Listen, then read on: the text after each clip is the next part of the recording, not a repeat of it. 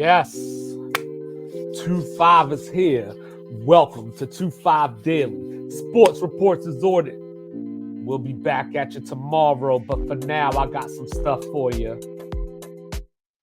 So, do me a favor first and foremost, like, subscribe, share, do all the free things, But I wanted to talk a little bit because as I've been getting ready for college football season, it's almost time to start previewing teams, previewing games. And any of you that have been following 2-5 Daily or Sports Reports is ordered know that college football is my baby, my first love, ever since the late 80s when I was watching Catholics versus convicts. And as a Florida State fan, all the heartbreak that the Hurricanes brought me as a kid.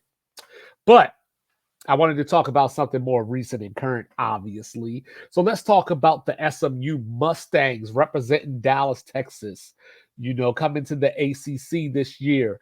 I know a lot of people felt a certain way about SMU joining the ACC. I'm not one of them. I think it was a brilliant move, especially for the fact that Clemson and Florida State possibly on the outs. You need to start filling up gaps because, the Pac 12 is gone. Are they going to grab SMU at some point when they try to reincarnate themselves? So on and so forth, right? Even though I always felt that SMU should have been in the Big 12, but whole nother story. But let's get to this year. As I've been listening to different podcasts, talking to different people out here on these streets, everyone seems to think that SMU is a sleeper for the ACC championship game this year. I'm not one of them. Now, granted, SMU does have the schedule to get there because if you look at their ACC schedule, they start out with FSU as their ACC opener.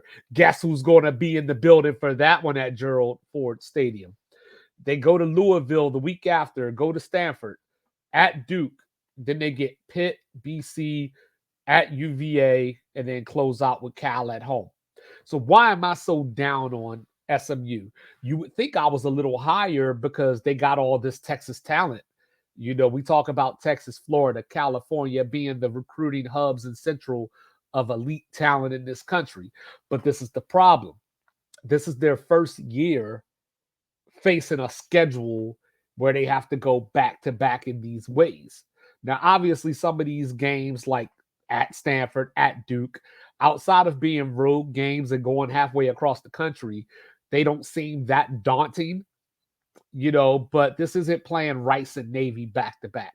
So even though these teams are not elite Power 5 teams, they do have Power 5 talent. They have Power 5 depth, right?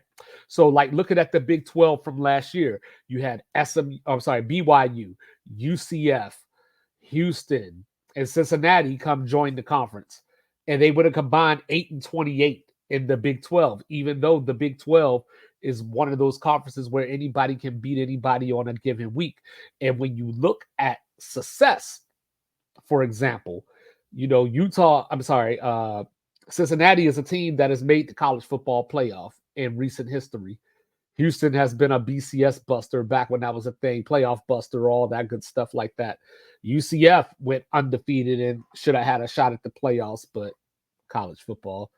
BYU, we just celebrated them, basically being Pac-12 champs just 2 years ago.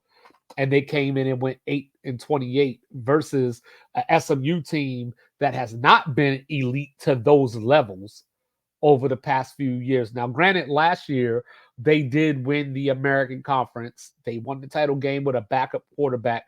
Preston Stone is back. 28 touchdowns last year, 10-2 as the starter. But also SMU's head coach, Rhett Lashley. This is his third year as a head coach, 18-9 in his first 2 years.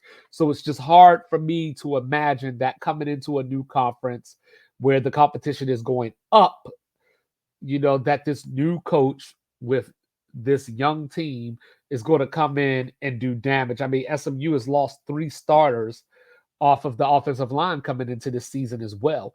And that's half the battle, right? The battle of the trenches, if you will. Then on top of that, when I go back and look at last year, they lost to Boston College in their bowl game by 9, ACC team. They lost to OU. They only scored 11 points against Oklahoma last season. They lost by 17 to TCU.